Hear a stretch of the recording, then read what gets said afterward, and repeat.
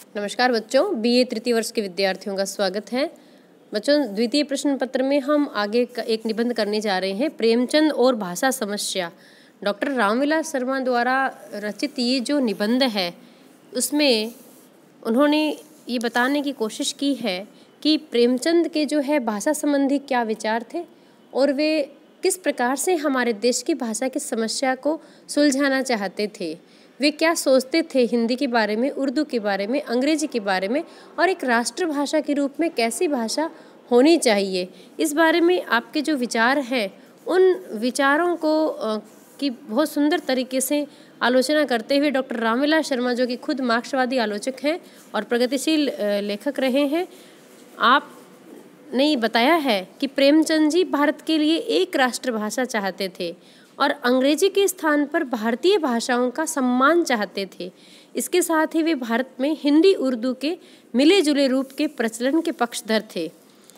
और इस निबंध में उन्होंने जो प्रेमचंद के विचारों का विवेचन किया है उसको सार रूप में हम इस प्रकार बता सकते हैं कि उन्होंने पहला बिंदु उठाया है कि भाषा की समस्या, कि प्रेमचंद ने भाषा में काफ़ी विचार किया था और उस पर लिखा भी था।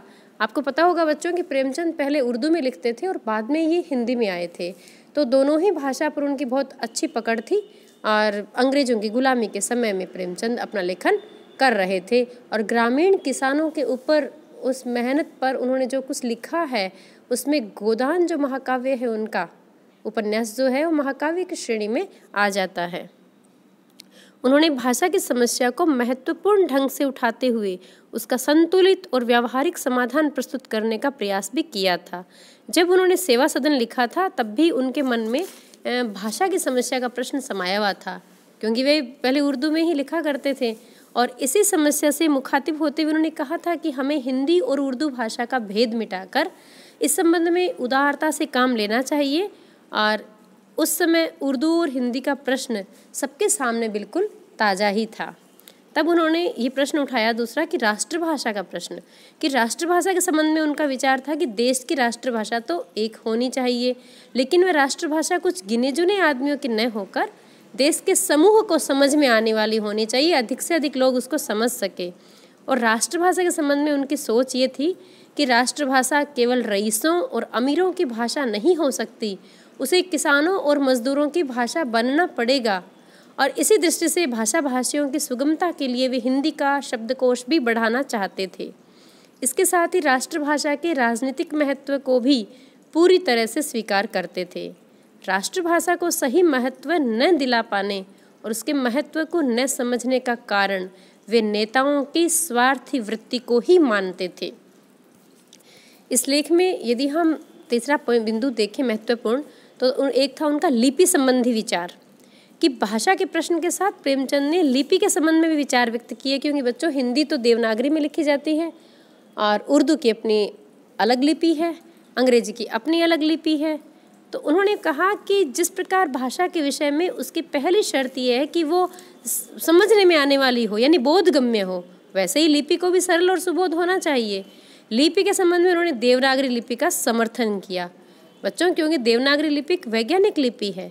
लिपि के संबंध में उनका ये विचार था कि प्रांतीय भाषाओं को हम प्रांतीय लिपियों में लिखते जाएं तो कोई ऐतराज़ नहीं है।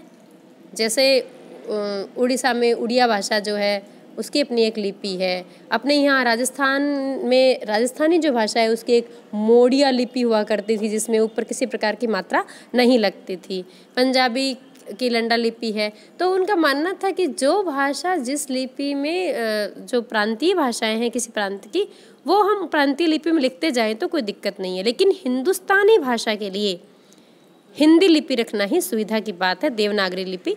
और वह इसलिए नहीं कि हमें हिंदी लिपि से खास मोह है, बल्कि इसलिए कि हिंदी लिपि का प्रचार बहुत ज़्यादा है। और इसी निबंध में यदि हम चौथा बिंदु देखें तो वो प्रेमचंद जी ने सरल भाषा लिखने पर जोर दिया कि भाषा जितनी अधिक सरल होगी उतनी ही जल्दी समझ में आएगी, बोधगम्य होगी, हम हमारे भावों और विचारों को संप्रेषित कर सकते हैं, अपनी बात को समझा सकते हैं। क्योंकि साहित्य की कठिनाइयों को भली भांति समझते थे, इसलिए उनका मानना था कि जब तक जनता में शिक्षा का अच्छा प्रचार नहीं हो जाता, उसकी व्यावहारिक शब्दावली बढ़ नहीं जाती, हम उसके समझने लायक भाषा में तात्विक विवेचनाएं नहीं लिख सकते। शिक्षा के प्रचार होने पर वही कठिन शब्द जिन्हें देखकर आज हम बड़े भयभीत हो जाते हैं, फिर वे अभ्यास में आ जाएंगे तो उसका जो हौवा है, उसका जो एक डर है, वो निकल जाएगा। इसलिए वो साहित्य की उन्नति के बड़े ही उत्कट अभिलाषी रहे। अगला बिंदु इस लेख में सारांश रूप में यदि हम लेवें तो वो है कि हिंदी भाषी जाति के लेखक। ये बिंदु हम ले सकते हैं कि लेखक ने बताया कि प्रेमचंद जी जो हैं वो हिंदी भाषा जाति के लेखक थे। वे हिंदुस्तानी कौम की तारीख बनाने वाले साहित्यकार थे और उन्होंने हिंदी और उर्दू दोनों ही भाषाओं में बराबर रचनाएं की। इसके साथ ही उन्होंने हिंदी और उर्दू के लेखकों को नज़दीक लाने की भी कोशिश की, क्योंकि वे हिंदी के पक्षधर होते हुए भी इन दोनों भाषाओं के विकास को साथ साथ देखने के पक्ष में थे। वे सही अर्थों में तुलसीदास की तरह बड़े समन्वयात्मक भाव को लेकर चलने वाले बड़े साहित्यकार थे। यही कारण है कि जहाँ हिंदी उर्दू पढ़ने वालों ने प्रेमचंद की रचनाओं का आनंद उठाया, वहीं जातीय एकता का जो भाव है वो भी विकसित हुआ। फिर इस निबंध में अगला बिंदु के रूप में हम ले सकते हैं कि जो अंग्रेजी भाषा है ना, उसका जो प्रभाव बढ़ रहा था, उस प्रभुता के वे पूर्णतया विरोधी थे।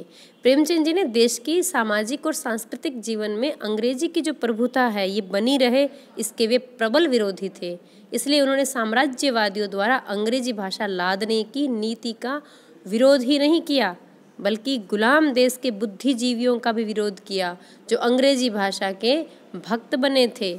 और उन्होंने हिंदुस्तानी कौम की एकता हेतु भी वो प्रयत्नशील रहे। लेखक ने बताया है कि प्रेमचंद जो हैं वो हमारे हिंदुस्तान की जो कौम है, अलग अलग कौम जो भी हैं, उनकी एकता के लिए बड़े वो प्रयासरत थे और राष्ट्रीय आत्मसम्मान के रक्षक कहे जा सकते हैं। प्रेमचंद जो है वो हमारा जो राष्ट्रीय आत्मसम्मान है वे एक तरह से उनके रक्षक के रूप में उभरते हैं। और एक बिंदु हम ले सकते हैं इसमें सारांश रूप में कि भाषा और संस्कृति के विकास में भी उन्होंने बड़ा योगदान दिया।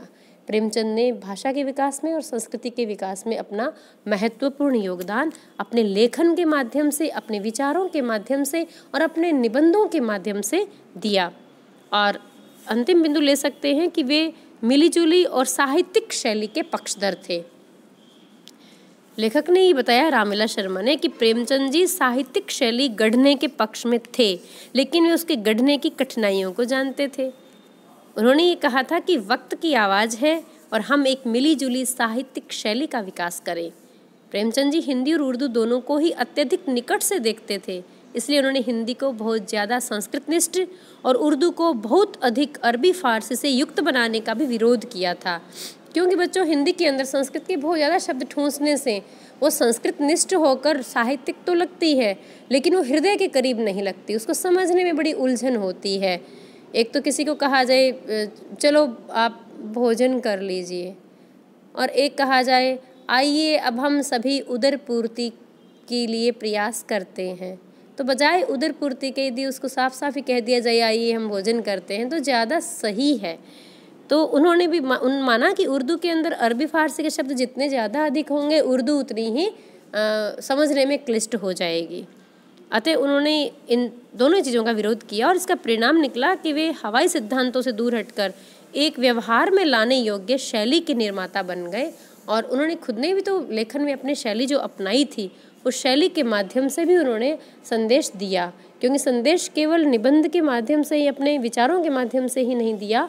उनका जो संदेश है वो उनका स्वयं का लेखन है। उस लेखन में हम उर्दू का प्रयोग, अरबी फारसी से शब्दों का कम से कम प्रयोग, हिंदी के अंदर संस्कृत के कम शब्दों का प्रयोग और लोक जीवन के में व्यवहार में आने वाले जो ग्रामीण शब्द हैं उन सब का उन्होंने सहज ही समावेश किया। अतः हम इस निबंध के सारांश के रूप में ये ले सकते हैं कि प्रेमचंद के भाषा संबंधी जो विचार हैं वो बहुत ही व्यावहारिक हैं, सरल हैं और उनमें एक प्रकार की राष्ट्रीय भावना का स्वर है और वो देश की राष्ट्रभाषा को निर्धारित करने में सक्षम है। आज इतना ही, धन्यवाद।